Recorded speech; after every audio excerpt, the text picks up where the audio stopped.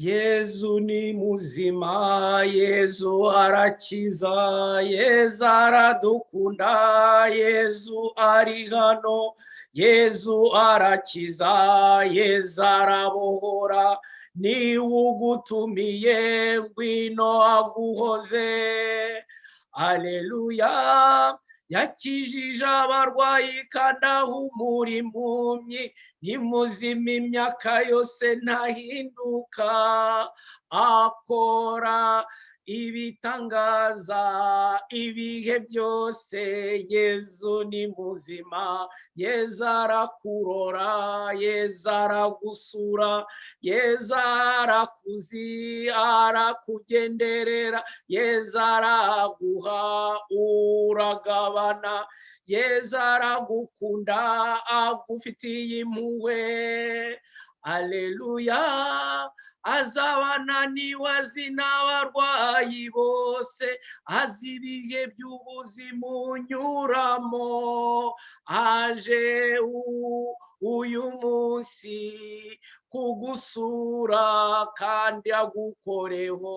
Yesu angenderere, Yesu akukoreho, Yesu anyiyereke, Yesu anduhure, Yesu antabare, Yesu anshungure, Yesu anduhure n'umugenga wanjye. Aleluya, ubuzima bwanjye bwose buri muri we, ibiganza bye ntibyigera bindekura, aranzi uko ndi kose, mu bihe byose ntajya ntererana. Aleluya, aleluya, aleluya. Kristo Yesu akuzwe bavandimwe. iteka ryose. Mwese abatumiwe na Yesu Kristo, igisubizo ni mugire Roho Mutagatifu n'ingabire ze zose zibasenderezeho umugisha w'ubuntu bw'Imana, zibatungure. Imana igitungurana, Imana igitangaza, igakorera umuntu ikintu atazi ahantu giturutse. Imana ijya yigaragaza. Umuntu yari yarageze ahantu yibaza adafitiye igisubizo, ukabona Imana yishakiye igisubizo. Imana ijya ikora mu buryo bwayo, igasanga umuntu ukabona iramugabiye, umuntu akabona aronse, ageze, ashoboye, araronse, arashoboye, burije burakeye. Uyu munsi rero ni umunsi w'ubuntu bw'Imana ku bantu mwese muri iri sengesho. Ndagira ngo mbabwire igitangaza gikomeye nuko Yesu azi adresse yawe aho uri. Yewe muntu uri hano wese ukurikira iri sengesho cyangwa uzarikurikira nyuma, bishobora no kuba ubu ngubu ukazarikurikira nyuma y'umwaka, nyuma y'ukwezi, nyuma y'amasaha yandi azi kuza. Hari abo turi kumwe muri iyi saha, ariko hari n'abandi Nyagasani aza kureshya akaboherezaho abamarayika ati jya ku rubuga rwa Yesu Kristo igisubizo. Uyu munsi wumva ukuntu Yesu yaguhamagaye. Ndagira ngo rero mbabwire ko uyu munsi mwese, ari abari hano, ari n'abazaza, ari abumvira ijambo, ari n'abo muzaribwira, Nyagasani Yesu Kristo, mwese abari hano, Yesu arabatumira, Yesu arabatangaza, Yesu arabatungura, Yesu arabaha kumwumva mubibwiwe n'abandi, ariko arabaha kumwiyumvira, mumuhamagare. Uyu munsi ni umunsi utangaje cyane. Reka dutangirire ku ijambo ry'Imana ry'uyu munsi, aho Nyagasani Yesu agiye kwinjira ahantu waheze, ukuntu amateka yakugize akaba yaraguhejeje ahantu ibikomere byagumishije, ahantu uburwayi n'ubumuga, abarwayi, yemwe abarwayi muri mu bitaro, yemwe abarwaje, yemwe abafite abantu babari kure, uvuga uti nakwifuje kumukorera iki, yaba nari nshoboye kumugeraho, aho hose Yesu agiye kuhabagerera. Yesu agiye kubereka ko azi aderese ya buri muntu wese, kandi iyo yiyemeje kumugenderera agira uburyo bwinshi akoresha. Mukingurire umutima wanyu kwakira ubuntu bw'Imana. Kumva ijambo ry'Imana. Ivanjiri yanditswe na Mutagatifu Mariko, umutwe wa 10, umurongo wa 46 kugeza ku 52. Yezu akiza impumyi yitwa Barutolomeyo. Nuko bagera i Yeriko. Igihe agisohoka muri Yeriko ari kumwe n'abigishwa be n'imbaga y'abantu benshi, umuntu w'impumyi witwaga Baritimayo mwene Timeo akaba yari yicaye iruhande rw'inzira asabiriza. Yumvise ko ari Yezu w'i Nazareti, atera hejuru ati, Yezu mwana wa Dawudi, mbabarira. Benshi baramucyaha ngo aceceke, ariko we arushaho gusakuza ati, mwana wa Dawudi, mbabarira. Yezu arahagarara aravuga ati, nimumuhamagare. Bahamagara iyo mpumyi, barayibwira bati, humura, haguruka, dore araguhamagaye. Ajugunya igishura cye, ahaguruka bwangu asanga Yesu. Yesu aramubaza ati, urashaka ko ngukorera iki? Impumyi iramusubiza iti, mwigisha, mpa kubona. Yesu aramubwira ati, genda, ukwemera kwawe kuragukijije. Ako kanya arahumuka, maze akurikira Yesu. Iryo ni ijambo ry'Imana. Turishimiye Imana. Amen. Amen. Bavandimwe, Yesu Kristo ajya atungurana cyane. Yesu Kristo ajya ntangaza. Uyu gukizwa kw'impumyi hashize imyaka isaga 30 nkora ubutumwa bwo gusabira abarwayi. Nabonye ibi bitangaza inshuro 3 nibuka neza. Abantu bahumutse ari impumyi.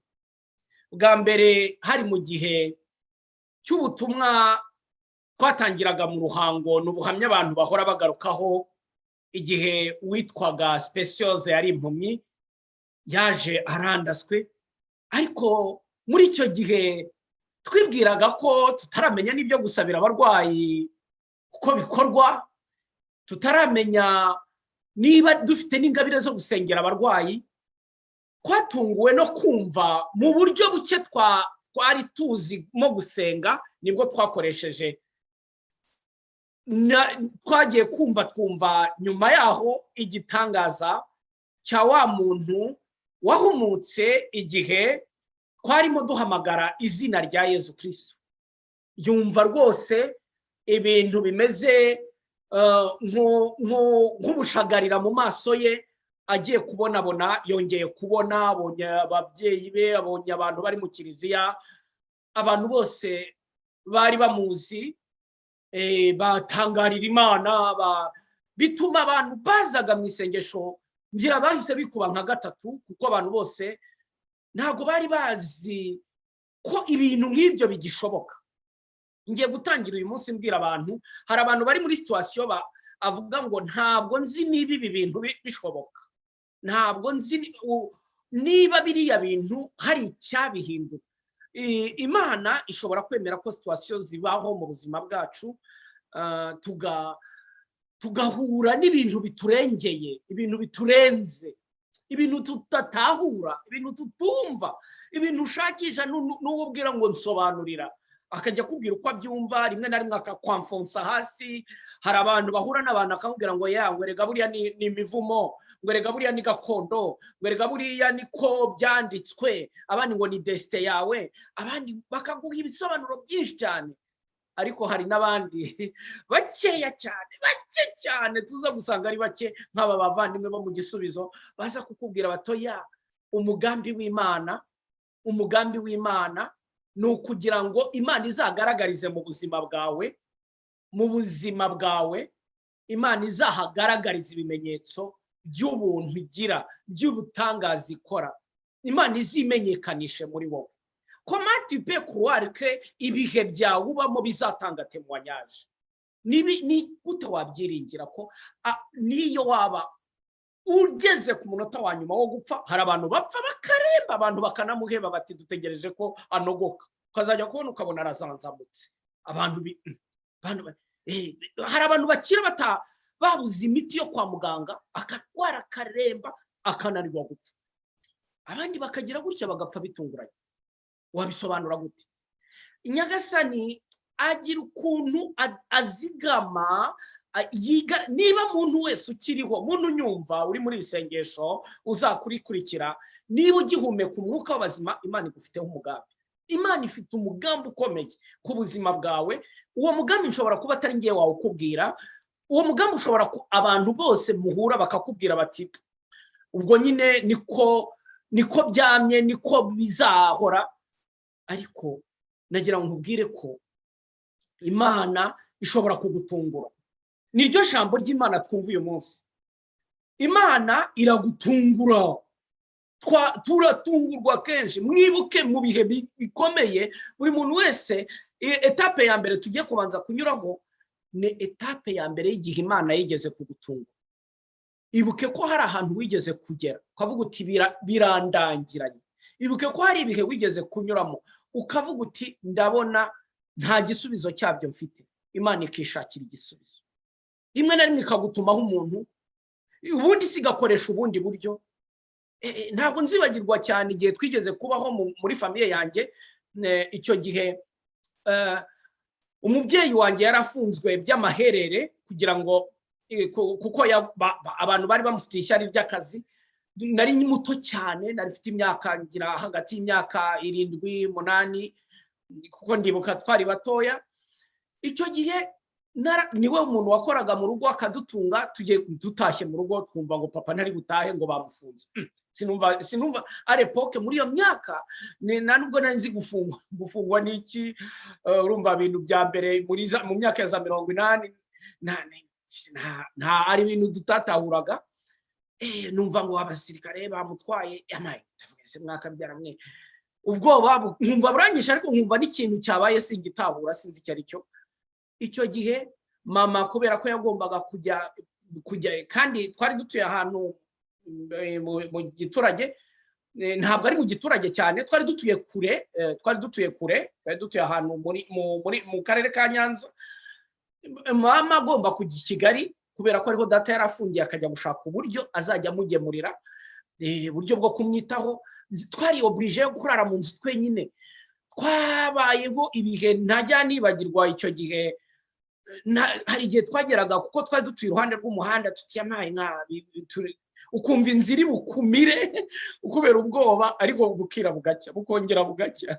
Noneho tuza kwicwa n'inzara cyane kubera ko byamaze iminsi. Hanyuma turasonza. Ndibuka hari ahantu papa yari afite isambu kure, yari yaraguze isambu. Muri icyo gihe isambu yeramo ibihaza byinshi, inzuzi byinshi cyane. Inzu iruzura. Ndibuka ko hari ibyumba 2 byari byuzuye ibihaza, byari byareze muri iyo nzu. Icyo gihe iyo twavaga ku ishuri najyaga kwikorera ibihaza, nkaza twatunzwe n'ibihaza.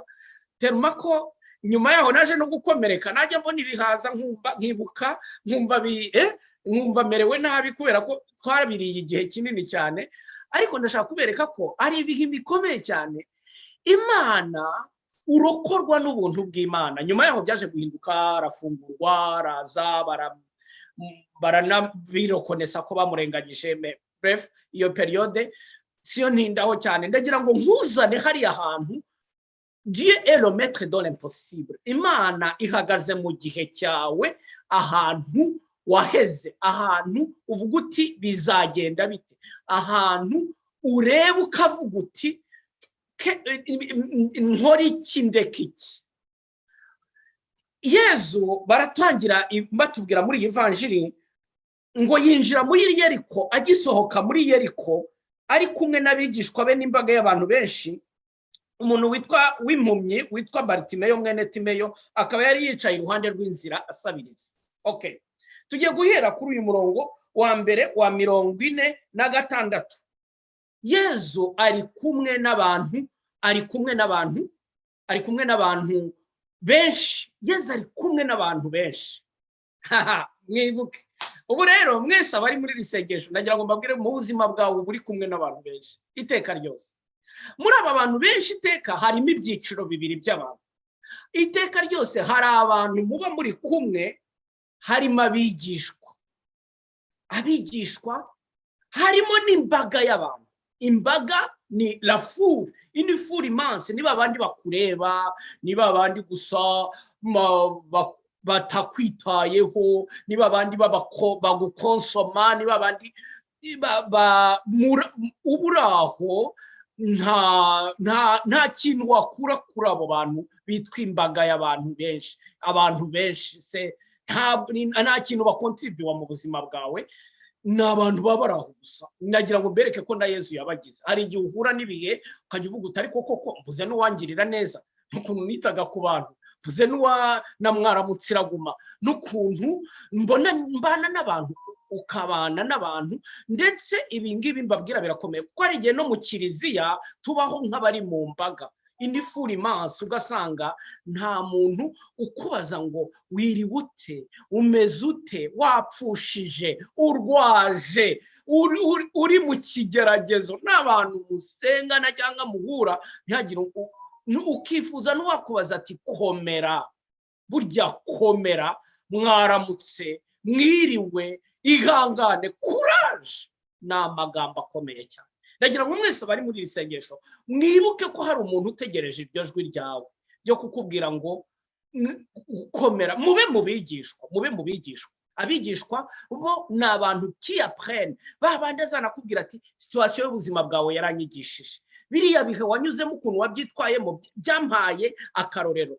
Ni wa muntu ukumva, ni wa muntu waguhisemo. Umwigishwa aba yaraguhisemo akaguhitamo nk'icyo. Abo bantu, hari abantu babigishwa très discret, batazwi, ba bantu bagukunda utanabizi, ba bantu bakwitaho utanavugije induru, ba bantu bagusengera utanabibasabye, batazanabikubwira. Hari ariko bakaba ari abantu fidèle. Ndagira ngo mwitoze kuba abigishwa ba Yesu ku buzima bw'abandi bantu. Hari umuntu ushobora kugirira umumaro niyo waba utumuzi, ukamukorera ikintu atazigera yibagirwa. Icya kabiri rero, mwumve, baratubwira umuntu witwa Baritimeyo. Uyu muntu afite amateka, ni mwene Timeyo. Baritimeyo mwene Timeyo, ni ukuvuga barakwereka genealogie ye. Ntabwo ari inide, ntabwo ari igitekerezo, ntabwo ari umugani, ni umuntu ufite umuryango. Ni nayo mpamvu uyu muntu ikintu gikomeye cyane nuko kuba batwereka ko afite inkomoko, ni ibintu bikomeye, kuko ahamagara na Yesu mu nkomoko ye. Nawe ahamagara Yesu avuga ati mwana wa Dawidi, nanjye ndi mwene Timeyo, nawe uri mwana wa Dawidi, mwene Mariya. Buriya hari abantu bajya basenga gutyo, Yesu mwene Mariya, Yesu mwana wa Dawidi, Yesu Kristo. Ntavuga Yesu gusa muri rusange, aramuzana muri contexte de la vie humaine, aramushyira mu bumuntu kugira ngo bumvikane. Ese Yesu ibi ngibi wowe urabibona ute? Ese ubu ngubu ari wowe wakora iki? Ese ubu ngubu ntubibona aho ngeze? Ese buri wowe urabyumva uti? Ariko ukavuza induru uti kandi nutanabara. Hari umubyeyi wigeze kurwaza umwana, abona bamubwiye kwa muganga ngo arapfuye birarangiye, aramubwira ati reka nze nkwereke sha, kuko yakundaga Yesu ariko bakanaganira nk'inshuti nk'abantu. Aramubwira ati nganze mushyire nyoko, niwe wamenyereye gupfusha. Afata wa mwana amujyana mu kiliziya, aragenda murambika imbere ya tabernakulo, arasohoka arigendera. Aramubwira ngo ngaho Bikira Mariya, ngo na wa wundi munsi y'umusaraba waramurwaje apfuye, umenye uko umushyingura. Ati nuko aragenda. Muzi ikintu cyatangaje, yagiye kumva yumva baramuhamagaye bati hano hari umwana wabuze mama we urimo ararira. Ni iki? Wa mwana yari yakize kandi ubu yabaye umupadiri. Ni ibintu byabayeho mu muryango w'abapadiri b'abamisiyoneri ba Mutagatifu Vincent. Uwo mupadiri na buhamya nahawe n'umupadiri wo muri uwo muryango, avuga ko bafite umupadiri wakize miraculezuma kubera iryo sengesho. Hari igihe abantu bagira ngo gusenga ni ukuvuga irozari yose ukarangiza, ni ukukora amasengesho yose yanditse mu gitabo, muri iki gitabo cy'umukristo ukayarangiza. Imana ikeneye kwivukisha muri langaje yawe. Yemwe bantu muri iri sengesho, parle à ton Dieu nk'ukubwira inshuti. Nunayibwira uti ntabyo nzi, nunayibwira ngo byananiye, nunayibwira uti nabaye imbwa, nadeshye, byanyobeye, nurira Imana irabyumva. Nuvuze induru uti oya, kubera iki? Ni Imana yumva. Imana ni mwene, Yesu ni mwene kanaka. Yesu yagize inkomoko y'abantu. Yesu azi ibibazo biba mu miryango.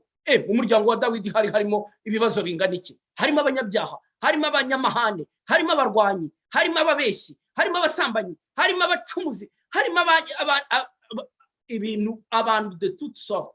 Ariko ni famiye ya Yesu.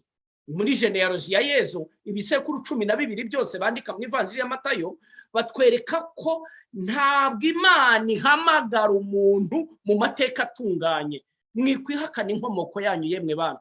Inkomoko yanyu Imana irayikeneye. Bwira Imana uti ndi mwene naka, nawe uyibwira uti Yesu mwene Dawidi, Yesu mwene Mariya, Yesu mwene Yosefu. Bite byawe? Ibibazo byo mu rugo, ibibazo byaha naha, ibibazo byo mu kazi, bimeze bite? Ushomeri se bite? None se ntiwabaye umusiribateri? None se ibibazo by'abasiribateri urabiyobewe? None se ntiwashonje? Ibibazo by'inzara urabiyobewe? None se ntiwahizwe? Ibibazo by'intambara urabiyobewe? None se ntiwagize umuryango uko bene bagufataga urabiyobewe? Yesu arumva. C'est très intéressant. Ni ibintu bitangaje cyane kuvugisha Imana muri langaje yawe mu buryo bwawe, kandi Imana ukabikora n'umutima wawe wose. Noneho rero ikintu kindi cya kabiri naberetse yuko uyu mwene Timeyo kubera amateka y'ubuzima bwe mabi ni impumyi, ariko noneho birenze no kuba impumyi aranasabiriza.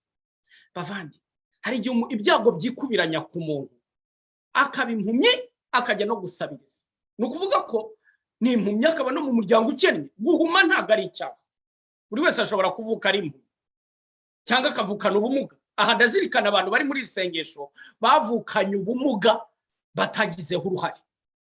Iyo uvutse bakakubwira bati ufite ibihaha bimwe, cyangwa se bakakubwira bati ufite iki kibazo mu mubiri wawe, ni kuvutse. Nta kosa wakoze, nta cyaha wakoze. Iyo uvutse uri impumyi nta cyaha wakoze. Iyo uvutse uri ikiragi ufite uburagi ubumuga runaka nta cyaha wakoze. Iyo uvukanye umugera wa sida uri umwana ukivuka nta cyaha wakoze.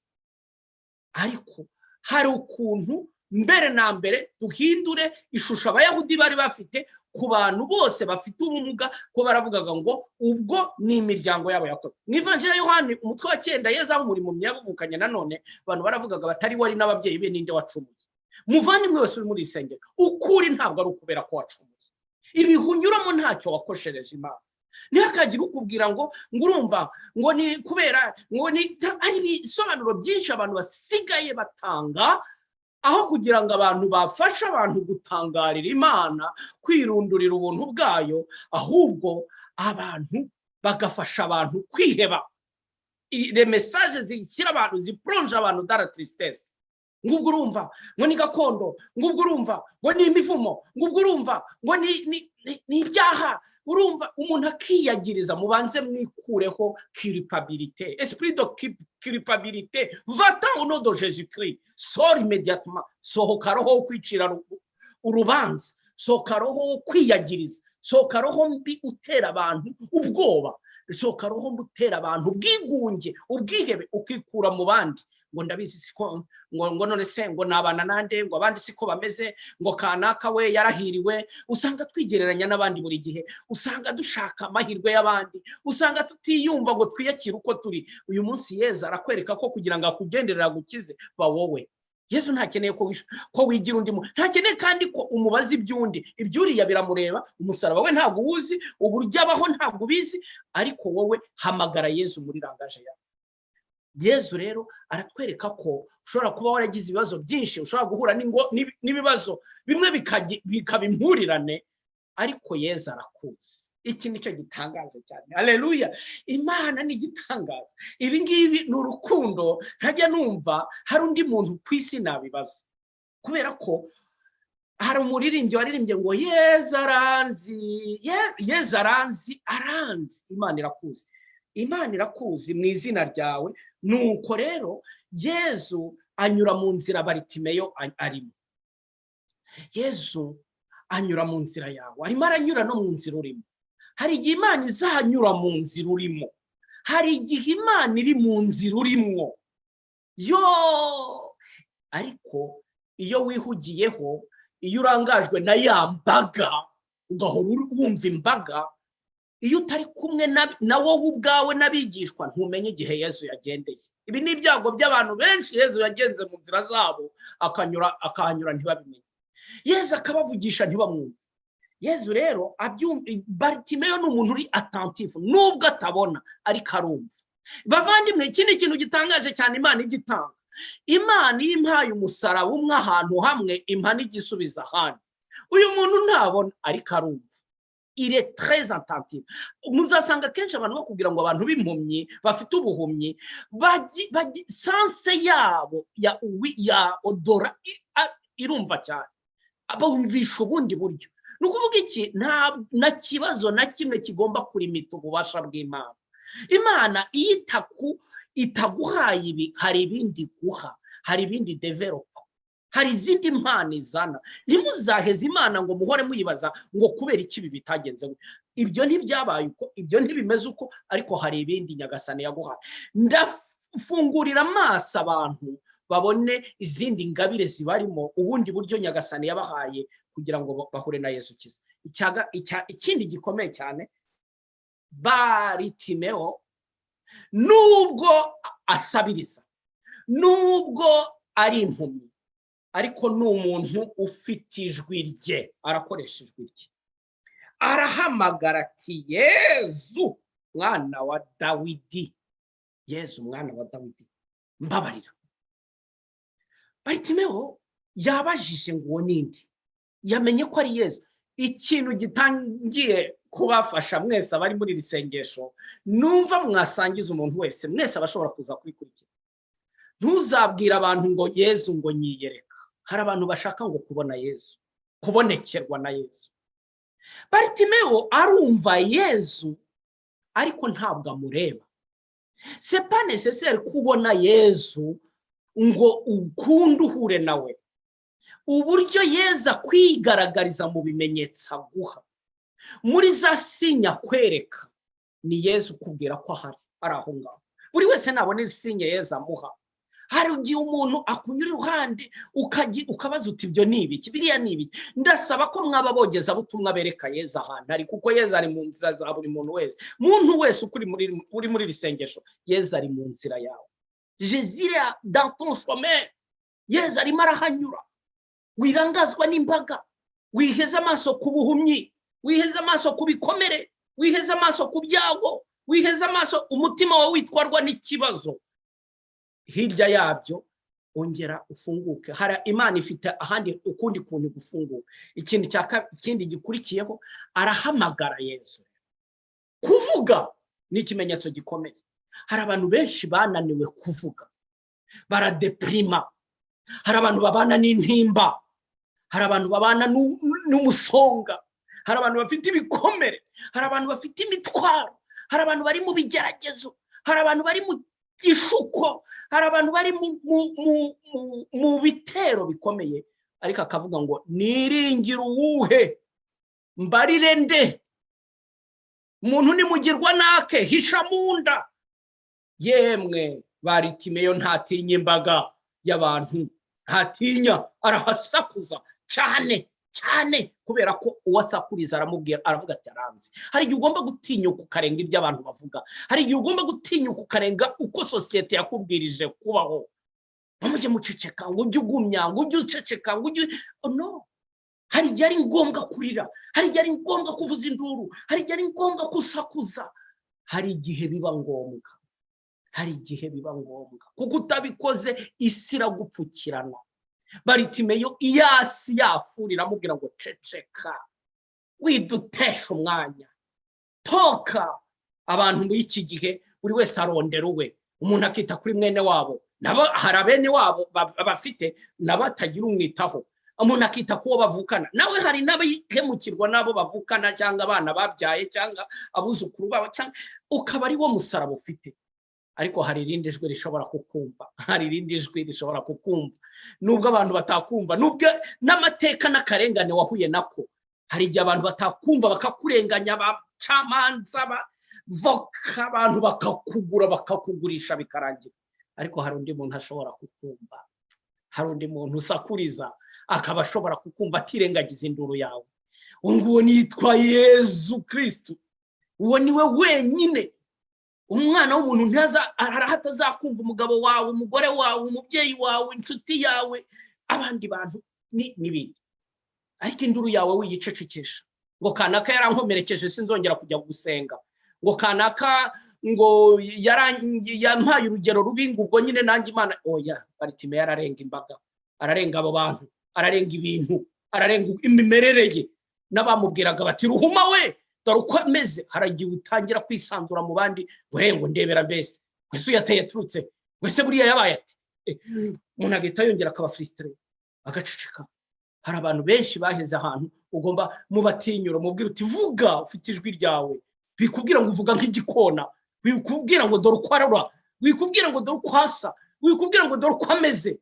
Ba wowe imbere y'Imana yawe. Haleluya. Cyo ni ikintu gitangaje cyane. Baritimeyo arasakuza, Mana wa Dawidi mbabarira, kugeza igihe Yesu amwumvi. Murushijwi mu izina rya Yesu Kristo, isengesho nirizanira imbaraga abandi bantu, irusha andi majwi abandi bantu bose bagiye babacecekesha. Ibindi bintu byose byagiye bibabaho. Yesu rero ndagira ngo mbereke ko ibyo nababwiraga ntabwo ari ibintu byabayeho kera gusa, n'uyu munsi biriho. Baritimeyo amaze gusakuza cyane, Yesu aravuga ngo ni mu muhamagaraze. Mumuhamagare. Icyampira ijwi ry'iri sengesho, icyampa ubutumwa bwanjye n'ubuzima bwawe muntu wese uri muri iri sengesho bubi igisubizo Yesu atanze kuri roho y'umuntu nibura umwe, ugira uwo ubwira ngo humura, araguhamagaye.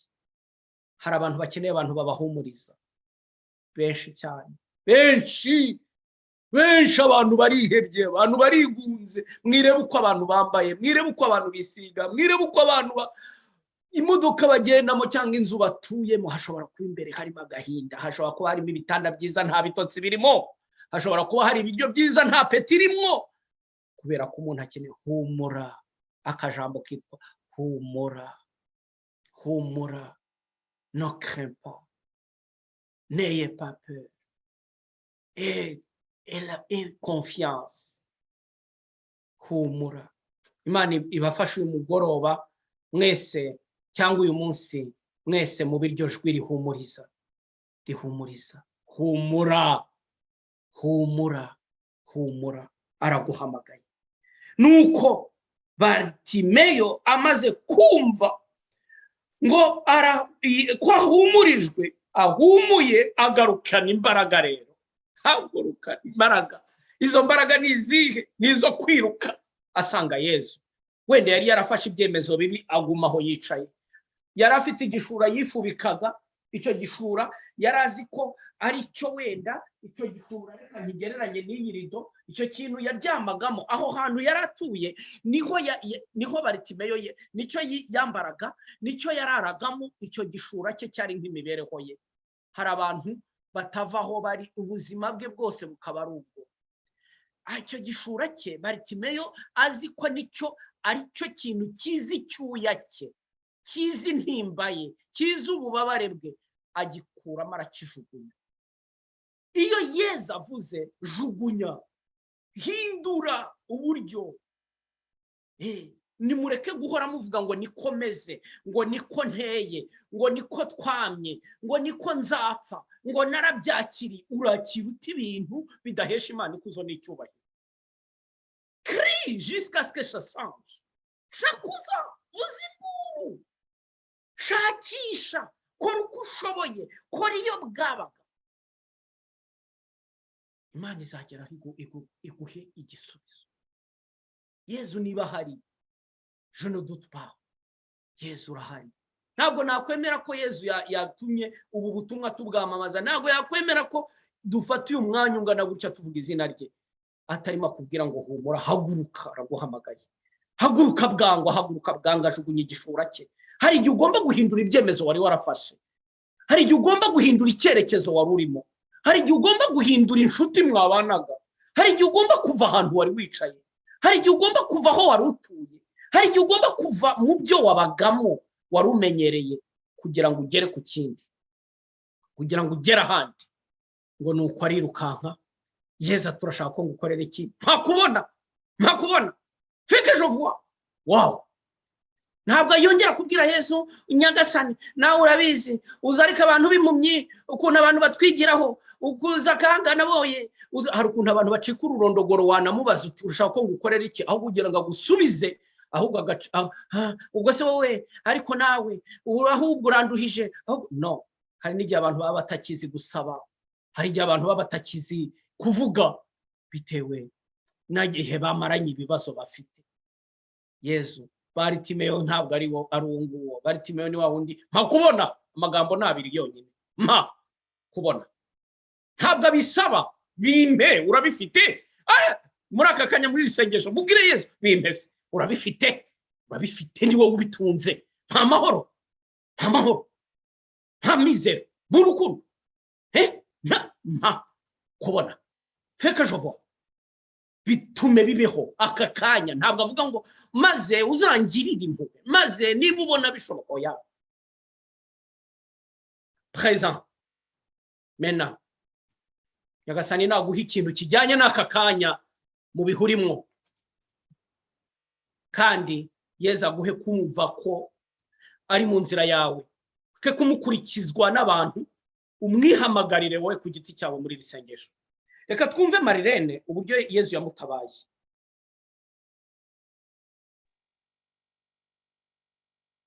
Yesu arakiza, Yesu aratabara. Ubuhamwa bwanje, Yesu yadutabaye n'umwana. Twagiye kuri mer, hamahaza amavage menshi, bitunanira kwiruka. Vage yabaye ndende, irandenga uburebure. Umwana yarafite imyaka 5. Ndamufata kugira ngo tugumane, ariko amazi araturusha inguvu, aranyiyaka, agenda ukwiwe nanjye genda ukwana. Tumaze gutandukana ndi mu mazi, nibuka ngo izina rya Yesu ni izina rifite ububasha, ni izina rikiza, ni izina ritabara. Nguma mpamagara Yesu. Muri icyo gihe sinzi ko nari nicaye, sinzi ko nari mpagaze, sinzi uko nari meze muri ayo mazi, ariko nahamagaye Yesu. Twamazeyo nk'iminota hafi 10 mu mazi, mugabo twavuye muri ayo mazi atanumwe yabaye noye, atanumwe yagize ikibazo na kimwe. Amen. Nkumva abantu bambwira ngo turamubona, ariko umwana ntitumubona.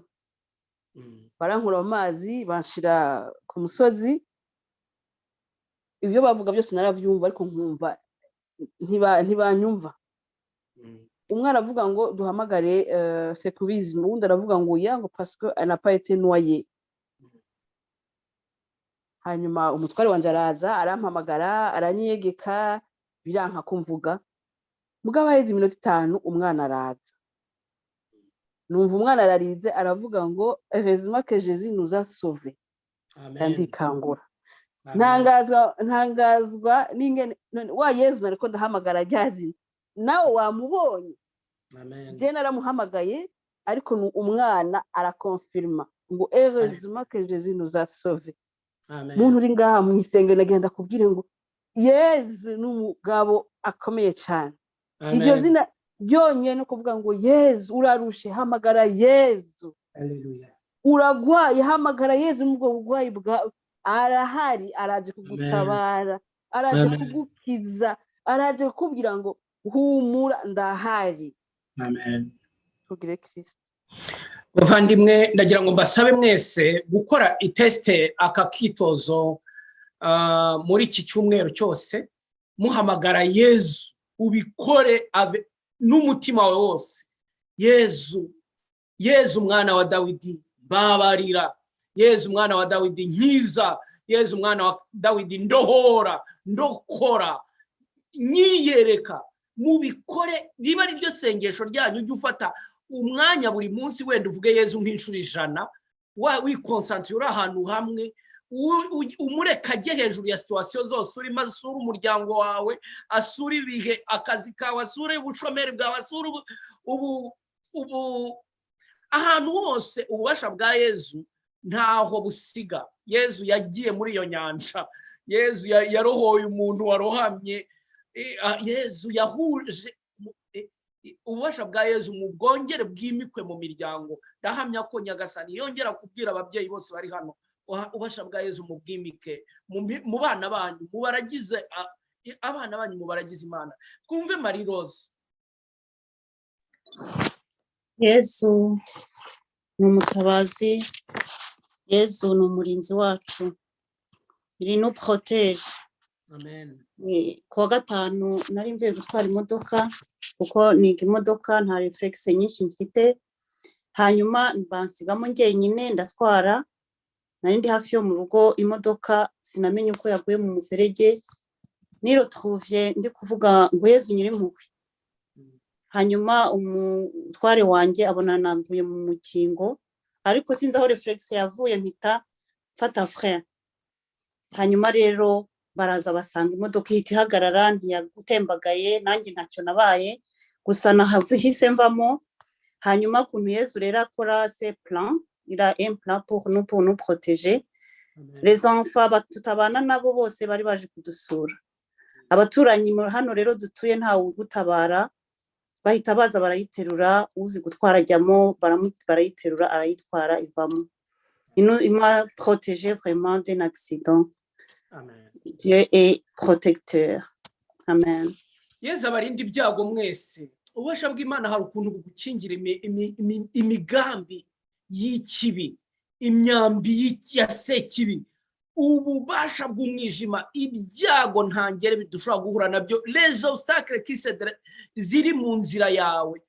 Nyagasani ibintu byose abona ko bishobora kuza bikakuvutsa ubuzima, kiganza cy'Imana irinda gikore kigutungura, ubona ibitangaje. Imana iri mu nzira zanyu. Mwibuke ko ariyo teme. Yezu yanyuze mu nzira Bartimeyo yari ahari, kuko yari azi ko ahari. Imana iri mu nzira yawe. Twumve Irenda. Haleluya. Amen. Yezu wo ngurinda, Yezu wo ngukiza, Yezu aranadutumira ngo tumusange, tumwumve, tumumenye, ariko tukanangira umutima. Amen. Ndashaka kubabwira ukuntu Yezu akora. Yezu aduhamagara tugahura nawe. Kera nkiri mutoya, ubwo nashaka kujya mu groupe de prière, mama yarabyanga kuko yabonaga ndi umwana mutoya, hari wenda kumva ko nzarangara. Ariko najyaga kwiga gukomezwa, nkabona abantu basenga, babyina, basingiza Imana, nkacika nkajyayo, nataha ati kuki watinze, arambwira ati nusubirayo nzagukubita. Nkambwira ati mama kuri umunyamutima yureka nkisengera, ati hoya ntabwo urageze igihe cyo kujyayo. Rimwe rero ndavuga ngiye kumucika ngende, ariko ngenda nabwiye Imana nti nuba bahamagara Roho Mutagatifu, ndaguhamagaye, ninza bakankubita ubwo ntabwo uzabubaho. Ndagiye ndisengeye, nsenga ntuje rwose, umutima uri hamwe, nisanga saa 12 zigeze ntarataha. Manuka niruka, ndataha ngeze mu rugo, nifatira akabido njya kwivomera nk'undi mwana wese wakoze amakosa, ariko nge ndavuga nti Roho w'Imana, undi numva bahamagara, ndamutse nkubiswe, ubwo nge nawe ndakonfirma ko nta Mana ibaho. Ndatashye, mama arabyibagiwe, umugoroba urarangiye, murumva namwe naryamye ntatuje. Bukeye mu gitondo sinzi uko yabyibutse, aravuga ati yaguye ku nkoni yari yaciye ngo ari buze kunkubita. Ubwo twari twarasezeranye ko umunsi nasubiyeyo ngatinda azankubita, yari yaciye inkoni, ayiguyeho arampamagara ati kuki ntaraye ngukubise, n'iki cyanyibagije. Mpita ndamubwira nti rero nari nabwiye Roho Mutagatifu ko nuramuka unkubise azaba atabaho. Ahita ambwira ati mwana wanjye, nanze kumva ijwi ry'Imana, jya ugenda.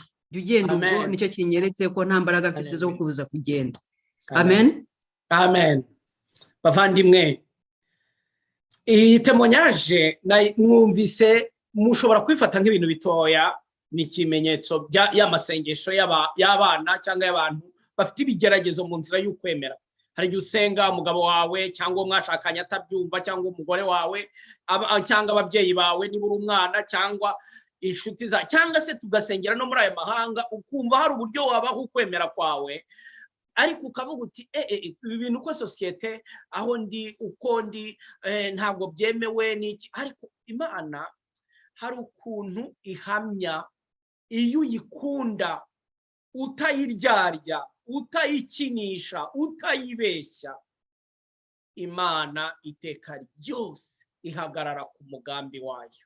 Imana yongere ibahe kuyumva ari mwe muhuye nayo. Muri iki gihe iri sengesho riradufasha, ni naryo cya nyuma gikomeye. Baritimewo yampumyi amaze kugera kuri Yezu agahumuka ngo yahereye kakurikira Yezu, akurikiye uwo yamenye.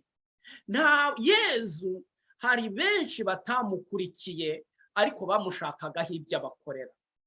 Hari benshi bamwumvise ariko batigeze bahura nawe, batamwivugishirije. Mwese abari muri iri sengesho muri aka kanya tugiye gusaba ububasha bw'Imana buze. Mwebwe mwihamagarire Yezu aho buri wese ari, umugeze mu byawe, umubwire ukuri, umubwire uko umeze, umubwire uko umerewe, umubwire aho uri, umubwire ibyo uteganya, umubwire ibyakunaniye, umubwire ibyo ushoboye, umubwire n'ibyaha byawe n'ibyago byawe, umubwire ingabire n'ibyo umushimira n'ubushaka no kumushimira cyangwa kumurata cyangwa kumukuza. Ariko cyane cyane Yezu arakubaza iki kibazo yabajije uyu muntu witwa Bartime, ni nacyo tugiye kwinjiramo. Yezu aramubaza ati urashaka ko ngukorera iki? Nagira ngo muri aka kanya dukurikire isengesho ryo kubohoka, isengesho ridukingira, hanyuma nyuma buri wese abwire Yezu icyo ashaka ko amukorera. Buri wese nasubize Yezu, ni Yezu bikwibariza, nta wundi muntu, ni Yezu bikwibariza. Urashaka ko ngukorera iki? Urashaka ko ngukorera iki? Que veux-tu que je fasse pour toi? Que veux-tu que je fasse pour toi? Yezu arabikubajije. Nushaka umupfukamire, nushaka umutegera ibiganza, nushaka ufata aho ubabara cyangwa urwaye, nushaka umubwira uti ndarira mpoza, nushaka umubwira uti ndaremerewe nura, nushaka umubwira uti ndwanaho, icyo urashaka ni Yezu. C'est entre toi et Jésus. Twinjira muri prière de protection. Je loue les plaies et le sang de l'agneau de Dieu qui guérit les faiblesses et les maladies de mon corps. Je loue les plaies et le sang de l'agneau qui guérit les faiblesses et les troubles de mon âme. Je loue les plaies et le sang de l'agneau qui guérit les faiblesses de mon esprit et le péché en moi. Gloire au sang de l'agneau, dans sa puissance de pardonner. Gloire au sang de l'agneau, dans sa puissance de purifier. Gloire au sang de l'agneau, dans sa puissance de délivrer. Amen. Gloire au sang de l'agneau, dans sa puissance de protéger. Gloire au sang de l'agneau, dans sa puissance victorieuse. Amen. Gloire au sang de l'agneau, dans sa puissance de rendre toutes choses nouvelles. Rien n'est impossible à celui qui croit. Amen. En la force du sang de Jésus. Je loue le sang de l'agneau de Dieu qui couvre tous mes péchés et les efface. Je loue le sang de l'agneau qui me lave tout entier de mon mal et me purifie de ma faute. Amen. Je loue le sang de l'agneau qui a la force de me libérer de tous mes liens et de mes chaînes. Je loue le sang de l'agneau de Dieu qui est plus fort que mon propre sang souillé et qui me transforme en l'image de Dieu. Amen. Je loue le sang de l'agneau qui me donne la victoire sur toutes les puissances qui m'oppriment et sur toutes les attaques de l'ennemi. Amen. Je loue le sang de l'agneau qui me protège des assauts insidieux de l'ennemi et me prépare la robe blanche pour les noces de l'agneau. Amen. Je loue le sang de l'agneau qui fait toutes choses nouvelles dans ma vie. Amen. Alléluia. Nyagasani Yezu, uri mu nzira ya buri muntu wese mu bari hano uzi izina rye. Nyagasani Yezu, uri kumwe n'abigishwa, uri kumwe n'imbaga, imbaga nyinshi icecekesha abantu, imbaga nyinshi itsikamiye abababara. Ibibazo bikurenze ni imbaga, ibikomere by'urusobekerane ni imbaga, ibyago byisubiramo kenshi ni imbaga.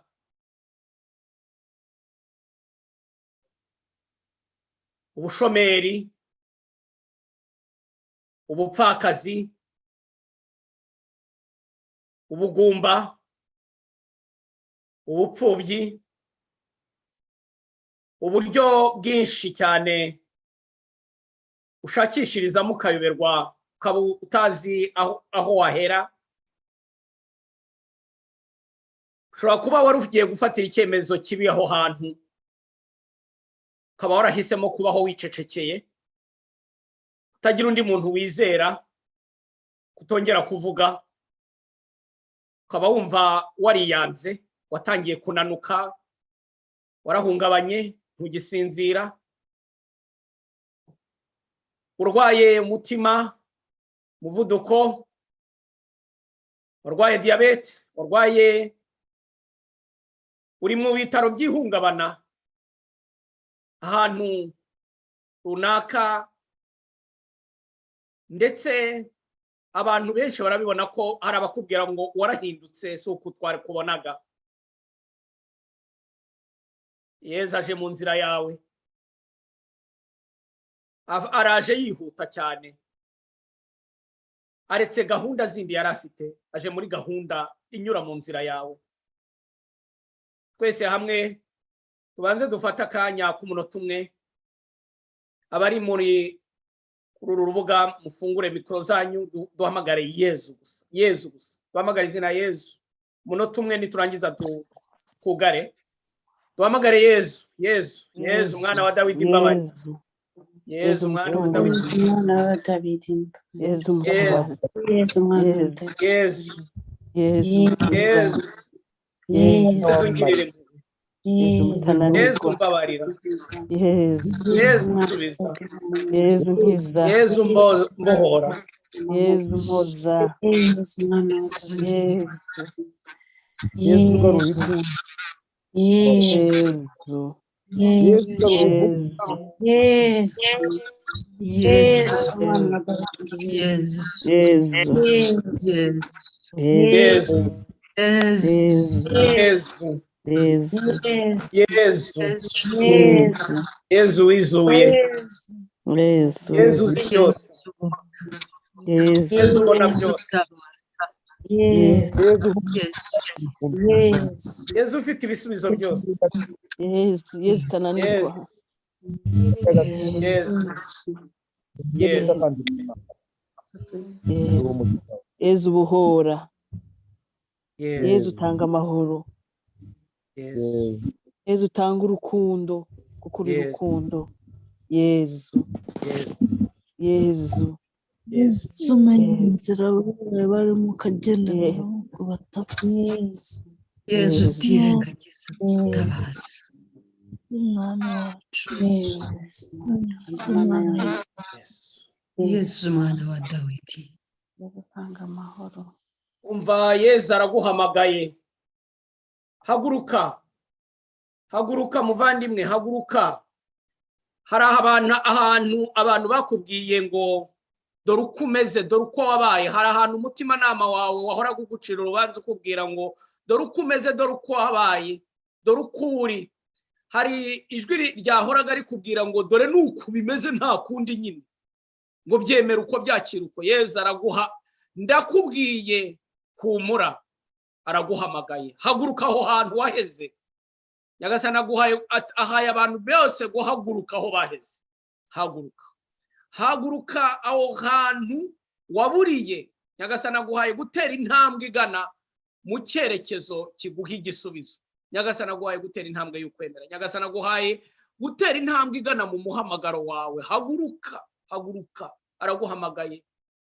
Rekura icyo gishura cyawe, rekura ibyo wabwiwe, rekura ibyo wahawe, rekura ibyo wageretsweho n'amateka yawe, rekura ibyo wagaburiwe muri aka kanya, cyangwa se ibyo wari warishyizemo byose. Nyagasani ngwino, irukanka usanga Yezu. Ndagushimira Nyagasani abantu uhaye ingabire yo kwemera. Ndagushimira abantu uhaye ingabire yo gutera indi ntambwe y'ubuzima.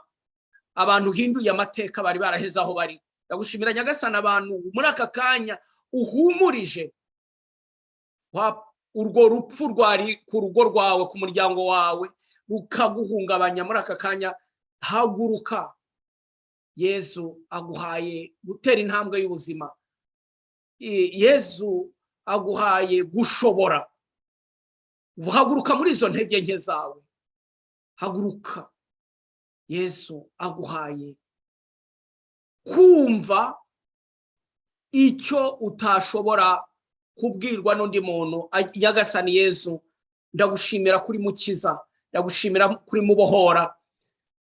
Yesu arakubwira ngo si imyaka myinshi umaranye ikibazo, si ibihe bikomeye wahuye nabyo, si abantu cyangwa se uko wari umerewe. Nyagasani arakubwiye ngo ndi Imana ikora ibikomeye, ndi Imana igukomeje, ndi Imana ikugize ukomeye.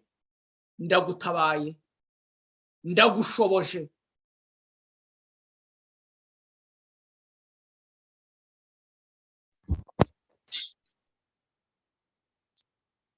Mu Ivanjiri ya Mariko umutwe wa 9 umurongo wa 42 batubwira ingaruka zagusha abandi mu cyaha.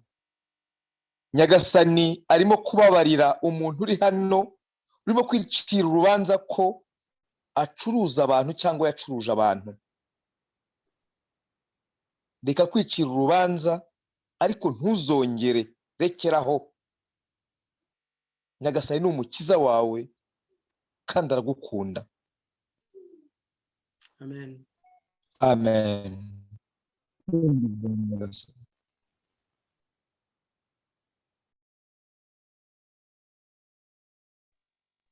Nuko kubohoka nanjye ndabyemeza muri Isaïe 62 umurongo wa mbere. Pour l'amour de Sion, je ne me tairai point. Pour l'amour de Jérusalem, je ne prendrai point de repos, jusqu'à ce que son salut paraisse comme l'aurore et sa délivrance comme un flambeau qui s'allume. Wewe wari wumva uguma ari mu mwijima, wewe wari wumva uguma wihevye, umukama aravuze ngo ntashobora guhora kubera urukundo agufitiye. Amen. Ntashobora kuvyigumizamwo, Amen. ariko ngo ugiye kwaka, ugiye kuba urumuri mu muryango wawe, ugiye kuba umuco aho hose agira gutuma. Urakoze Yezu kuko uri umuco. Merci Seigneur. Shimira Yezu abantu uvomereye bakaba bagiye kurumbuka. Abari ibyara ryarahagaze, ababyaraga bapfusha, aburushako rwari rwaranze. Abantu benshi bari bagomereye barazitiriye ahantu baheze. Kubera wowe Nyagasani, kubera wowe Nyagasani ntiyaruhuka ataratuma umutima wawe uruhuka, umutima wawe unezerwa, umutima wawe uryoherwa, umutima wawe utuza. Wowe uhetse ibibazo by'abana n'abuzukuru bawe n'imiryango yawe, wahora wumva warindushye. Nyagasani akubwiye ngo uyu munsi araguhumurije, kandi Nyagasani aguhaye kubaho ibyo bihe mu mahoro n'akanyamuneza. Agushimira kandi Nyagasani kubera iyo ngabire yawe yongera gutuma abari muri iri sengesho, abakurikirira ijwi ryawe, Nyagasani ubaha ingabire yo kukumva. Uhaye abantu ingabire yo kwamamaza Yezu Kristo akumvikana, kubwira abandi ko ari Yezu ahari. Transmettre la foi, gusangiza abandi ukwemera, abantu gushyira ubwoba, mugahamya ukwemera, mu manza zose, mu birori byose, ahantu hose hari abantu bakeneye kumenya ko Yesu ahanyura, Yesu ahari. Nyagasani abusingiriza, abuhindura abavuga butumwa, bogeza butumwa, bibihe byose bikagaragaramo ingabire y'Imana.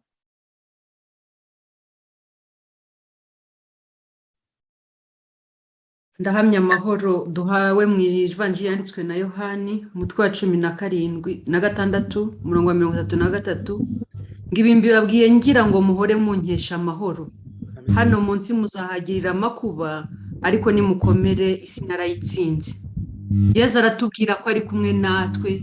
Yesu aduhaye amahoro. Wowe wari wihebye, wari ufite agahinda, wowe wibazaga aho ugana, wowe wabonaga udafite iyo uva n'iyo ujya, Yesu aguhaye amahoro kandi arakubwiye ngo isi yarayitsinze, uhumure. Haleluya. Shimira Imana kubera abantu Nyagasani ahaye kubaho ibihe bidasanzwe barimo bahura nabyo, ibigeragezo, ibitero, itotezwa, ariko bakabibaho mu mahoro. N'abantu bahetse umusaraba bumvaga ubagoye, Nyagasani akakubwira ngo ibyo bihe biguhereyemo amahoro, kugira ngo bigaragaze bivemo urumuri. Hari abantu imisaraba yabo igiye gusohora urumuri rw'ingabire, bakazahura n'abantu bababwira ngo ubuzima bwanjye bwahindutse kubera kwitegereza ibikomere byawe, umutwaro wawe, umusaraba wawe, imbabazi zawe, urukundo rwawe, ubwitange bwawe. Nyagasani atransformye ubuzima bw'abantu benshi kugira ngo buhinduke impano y'agakiza k'abandi.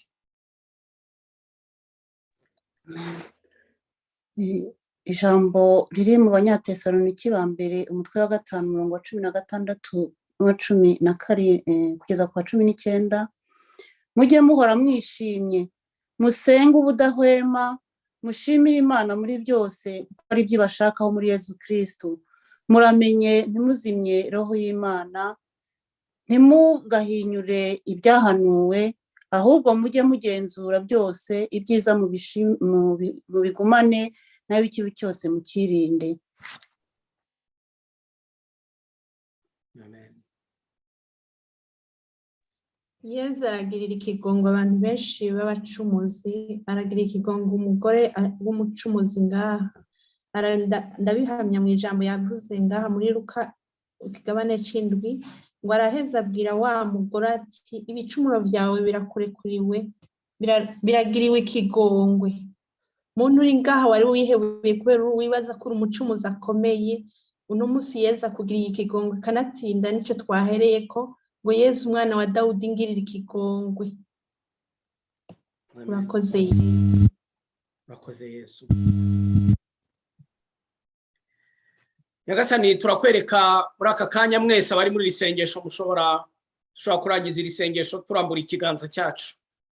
Turambura ikiganza cyacu ku bantu benshi, ari abari mu bitaro, ari abarwaje, ari abarwaye, ari abari mu nkambi de camp de réfugiés, ari abari muri gereza, mu mabohero, ari abari mu abashonje bikomeye cyane bari mu bihe bya desert, by'amapfa, by'inzara, ari abari ahantu hari indwano bari muri mu pays en guerre, ari ahantu bantu bari mu bahohoterwa ku buryo bunyuranye, violence z'ubwoko bwose.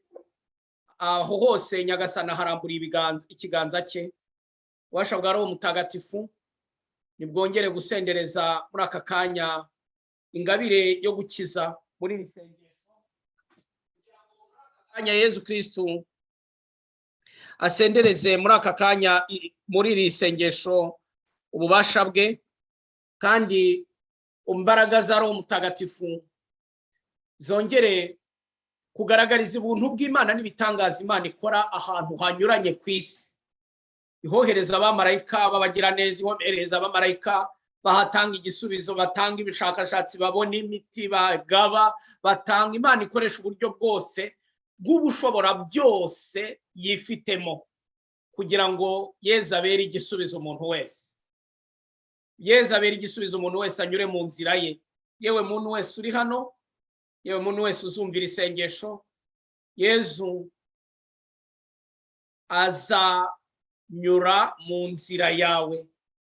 Yesu arakuza aho uri, arakuza uko uri, arabizi byose uko bimeze.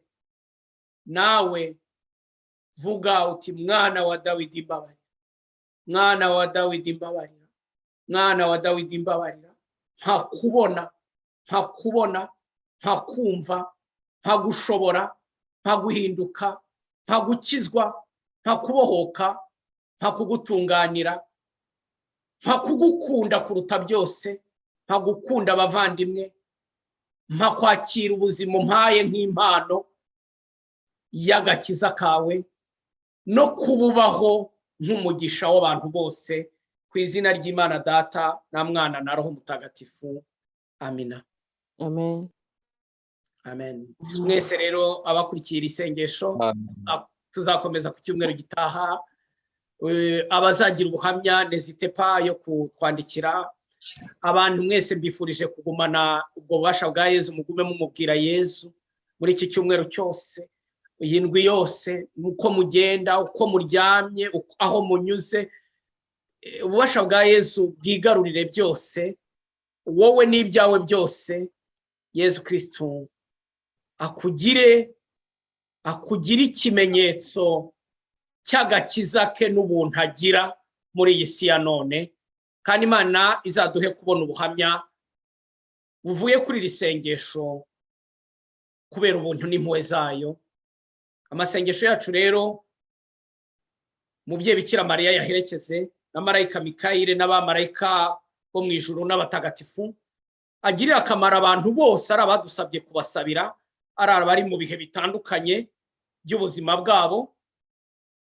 Byose ibyo bihe bihinduka impano y'Imana kandi bive mu buhamya bw'Imana. Nyagasani ahantu hose mu bihe byose ahohereje umucyo. Iyi mirasire y'impuhwe za Yezu igannye muri ibyo byerekezo byose by'ubihe munyuramo. Yezu arakubwira ngo